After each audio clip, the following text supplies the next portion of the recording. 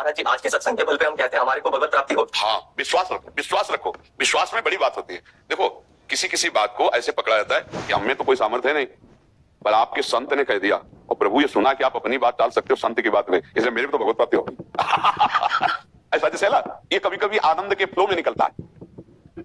कल का सत्संग में इसी का हम खंडन करते हुए तुम्हें सुनाते मिले। तुम्हारे अंदर काम है, क्रोध है, लोभ है, मोह है, मद है, मत्सर, ममता, तुम्हें भगवत प्राप्ति दुर्गति होगी तुम्हारी, तब डरना नहीं।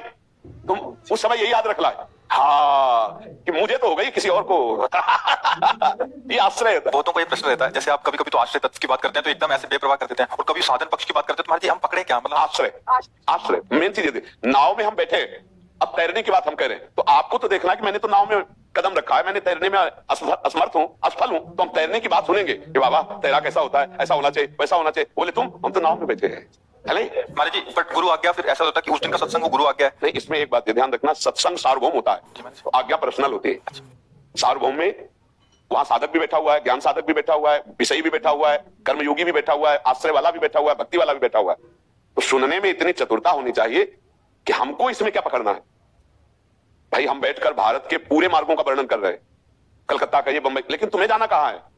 तुम केवल उसी मार्ग के किलोमीटर पकड़ो जिस मार्ग में तुम्हें जाना है। सत्संग में तो सांख्य ज्ञान मार्ग की भी चर्चा होती है, मैं वही परम तत्व हूं, भक्ति की भी चर्चा होती है, कर्मयोग की भी चर्चा होती है, साधारण व्यवहार की भी चर्चा होती है, क्योंकि जो जैसा है उसको वो पकड़ ले, सबके लिए बांटा जा रहा है ना। अब आपको क्या पकड़ना है? आपने पकड़ा आश्रय, तो जब आश्रय की बात हो तब उसको ग्रहण करो। बकाया सुन रहे हैं, भगवान की चर्चा है, बड़ा आनंद का विषय है। महाराज जी, आप कहते हैं सत्संग मेडिकल स्टोर है, उसमें हर प्रकार की दवाई है, बट हम किस चीज के मरीज हैं ये तो आप ही बताएंगे ना महाराज जी। इसमें एक बात यह है कि जब आपको छाती ठंडी हो जाए जो बात सुन के, तो आपके लिए वही दवा है, ये समझना होगा। अब जैसे आश्रय की बात कही, और जो साधना अभिमानी है उसकी जगह क्यों ऐसा कैसे हो सकता है? ऐसा नहीं हो सकता। तो अब उसके लिए ऐसा दौड़ो, इतना दौड़ कर क्या? देखो, हर जगह दो सुविधाएं रखी जाती है। बड़ी बिल्डिंग में एक होती सीढ़ी की सुविधा दोनों तरफ से, और एक होती लिफ्ट की सुविधा। अब अगर आप सीढ़ियों पे दौड़ के जाने वाले हो तो चढ़िए, असमर्थ हो तो लिफ्ट में बैठ जाइए। वास्तविक इस मार्ग की यात्रा लिफ्ट से ही सुविधाजनक है, क्योंकि हम दौड़ने चलेंगे तो इतनी ऊंचाई है कि कब फिसल के गिर जाए हमें कुछ पता नहीं, कहां थक के बैठ जाए ये भी पता नहीं। तो लिफ्ट का एक ऐसा सिस्टम है कि बटन दबाओ 10वां, तो कब क्रॉस कर गए 5, 6, 8, अगर नंबर की तरफ न देखो तो आपको पता भी नहीं लगेगा, और 10वें में जाके खुल जाएगा। ऐसे गुरु कृपा लिफ्ट है। राधा राधा राधा राधा, मैं जैसा हूं अपनी लाडली का हूं, लाडली जो जाने, अब गुरुदेव के वचनों का भरोसा, और राधा राधा राधा, वो लिफ्ट में जा रहा है। एक भी कष्ट नहीं, एक भी पसीना नहीं चुआया, 10वें पे पहुंच गया, और एक हाफ करके पसीना चुआ के 10वें तक चढ़ता चला जा रहा है। वो दोनों को मंजिल वही मिली, 10वां फ्लोर, लेकिन एक लिफ्ट से गया और एक दौड़ के गया। समझ रहे ना? दौड़ने वाला लिफ्ट में बैठना नहीं चाहेगा, क्योंकि उसे गर्व है कि मैं बलवान हूं, दौड़ो। और एक है जो पहले से समझ लिया कि मेरी हिम्मत नहीं, तो बोले आओ लिफ्ट में बैठो, 10वें फ्लोर में उतर गए। गुरु कृपा मोक्ष मूलम, गुरु कृपा शब्द समझो, मोक्ष मूलम गुरु कृपा ही केवलम, गुरु प्रसन्न साहब अनुकूला, मिट्टी सकल कल्पित भयसूला। गुरुदेव भगवान कृपा कर दिए, सब कुछ बदल जाएगा। जैसे हो वैसे ही भगवान के लाडले बन जाओगे। आश्रय हृदय से होता है। हे प्रभु, आश्रय उसी का होता है जिसमें कोई बल का स्फुरण न हो। देखना, गजेंद्र भगवान का तब तक आश्रय नहीं लिया जब तक स्वयं में बल था, हाथी हाथिनियों का संग था। जब सब छोड़ के चले गए, 1000 वर्ष हो गए, लड़ते लड़ते खुद थक गया, तब उसको याद आई कि अब बचा सकते हैं तो सिर्फ भगवान। और जीव ही आश्रय लिया तो भगवान ने 1 सेकंड भी नहीं लगाया, और आकर ग्राह को परमपद और गज को निकाल दिया। बस आश्रय की बात आप समझ लो।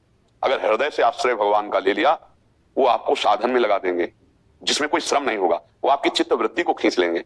घोर पापी को भी भगवान परम पद दे दें, उनके लिए कोई नियम है क्या? तो बस उसी लाइन में खड़े रहते हैं। महाराज हमारा आपका बढ़िया बना बन गया, आप हम पे कृपा कर दें। महाराज जी, ये बात सुन ली, और कहीं ना कहीं गुरु आज्ञा है, और आपकी बात को सहमत करके हम मान भी लिए। बट क्या होता है महाराज जी, कुछ दिन पहले ये प्रश्न आया था, बाबा हमने महाराज जी की शरणागति वाली बात सुन ली, बट जब दूसरे साधकों को देखते हैं वो तो बहुत भजन कर रहा है, वो तो ऐसा भजनानंदी है, तो वही तो कह रहे हैं, तुम्हारे अंदर दौड़ने की जब तक रहेगी तब तक आश्रय ले ही नहीं पाओगे। उसने आश्रय लिया ही नहीं। अगर आश्रय ले लिया है तो उसकी पहचान हो जाती है कि वो किसी भी दूसरे की ऐसी स्थितियों को देखने की चेष्टा ही नहीं करेगा। हम ये देखें कि कितना उछलता हुआ सीढ़ी से जा, तो आप पीछे लगो उसके। एक तरफ कहते हो हमारी टांग में दम नहीं है, दूसरी तरफ आप देख रहे हो दम वाले को, वो भी बेदम होकर वहीं पहुंचेगा जहां तुम्हें जाना है। ऐसे हाथ उठाए भगवत मार्ग में, चाहे जितना दौड़ लो, आखिरी में ऐसे ही करना पड़ेगा। तो तुमने पहले से ऐसे कर दिया तो तुम्हें पसीना नहीं चुआना पड़ेगा, आनंद पूर्वक चले जाओ। जैसे पर आपने लिफ्ट का उदाहरण देते हैं कि पहले माले में तो पता लगता है, बीच के माले में, ऐसे ही शरणागति में महाराज जी पता नहीं लगता कि हम किस ऊंचाई में हाँ, उसकी हम पहचान बता रहे हैं आपको। आपके सामने जब विपत्ति आए तो सबसे पहले मन किसके पास गया है? देखो, अगर प्रभु के पास गया सबसे पहले तो आपका आश्रय प्रभु का है। और यदि फोन नंबर पे गया, किसी व्यक्ति पे गया, इसका मतलब अभी प्रभु का आश्रय नहीं। दूसरी बात, आपके पास संपत्ति बढ़ी, सुख सुविधा बढ़ी, आनंद बढ़ा, अब आपकी वृत्ति किसके पास गई? अपनी बुद्धि पे, कि मैंने बुद्धि से कमाया, देखो माला माल हो गए। आश्रय नहीं, ए प्रभु ने दुलार किया, माला माल कर दिया। विपत्ति आई, प्रभु कृपा कर रहे हैं। कोई हमारा पाप है जिसका मार्जन करा रहे हैं, पर है ना प्रभु हमारे साथ। हर परिस्थिति में, सुखद या दुखद परिस्थिति में जब प्रभु की तरफ वृत्ति जाए तो जान लेना हमारा आश्रय हो रहा है। दूसरी बात, जिसका आश्रय होता है उसका स्वाभाविक चिंतन होता है। भगवान एक चीज मांग रहे हैं, अनन्यस चिंतयन्तो माम। जब हम प्रियाजू का आश्रय लिए ना, तो जमवाई भी लेंगे तो राधा निकलेगा। अगर जैसे शब्द उच्चारण करें तो दिमाग में शब्द बंद हुआ तो नाम चल, बोलना बंद हुआ तो नाम स्पष्ट चल रहा, क्योंकि उनके सिवा हमारा कोई आश्रय नहीं है। अब जैसे कोई हमसे कहे तुम्हारी दुर्गति हो जाएगी, ऐसे से